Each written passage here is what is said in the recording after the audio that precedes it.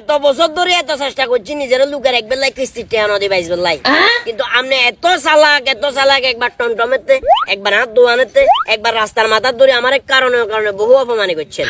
এখন হবে আসল খেলা। আপনার কিস্তির টেয়া দরকার না, আপনি যেহেতু কিস্তির টেয়া দরকার, আইয়েন এবার কিস্তির টেয়া লাইয়েন। দেখেন সেলিম সাহেব, পাগলামি করে লাভ নাই, আসেন আপনি উপরে উঠে আসেন। আসেন। No no no no no no, আইডে তুমি কেন? আপনি যদি আরো অঙ্ক যদি কনসে কিস্তিটা মাফ করে দিয়েছেন, তাও আইডে তুমি রইয়া লোক না। আই জানি যে আমি উঠলে মতো না ফট করে আরে হাজি গামছা দিবি, আই সোজা অফিসের মূল্যে যাবেন। শুনেন সেলিম সাহেব, আমি এগুলাকে ভয় পাই না, এটা যেহেতু আমার দায়িত্ব, আমি দরকার হলে নিচে নামবো, বুঝছেন? আমি নিচে নামতেছি তো এখন। আরে বাবুরে সমস্যা নাই তো, আমরা নামেন না। আই কিস্তিটা দিবি ডরে নামছি তো, আই এটা তুমি ফট করে আরো মাঝখানে যেতাম করে। আপনি নামবেন, আপনার ড্রেসের কিন্তু সমস্যা হয়ে যাবে, ডাইরেক্ট কথা। আপনি আমার এগুলো ভয় দেখাই লাভ নাই, আসলাম কিন্তু আমি।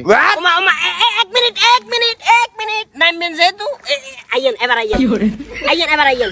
ওমা এবার দান কিনলে নামেন না, হ্যাকের দলা খাবাই দিমু, হ্যাকের দলা। এই ফ্যাক, এই ফ্যাক, এই একটা জায়গায় মূলত হচ্ছে আমার দুর্বলতা। সমস্যা নাই সেলিম সাহেব, আপনার সাথে আমার আবারও দেখা হবে। আমি আমার পুরো ফোর্স নিয়ে এসে আপনাকে একদম সোর্স করে নিয়ে যাব, তখন বুঝতে পারবেন আমি কে। চলে গেলাম কিন্তু আজকে। রাহা গলাইছস কেন? কিস্তি তেল জন কে এত সোজা, হ্যাঁ? বাঁচি গেছি।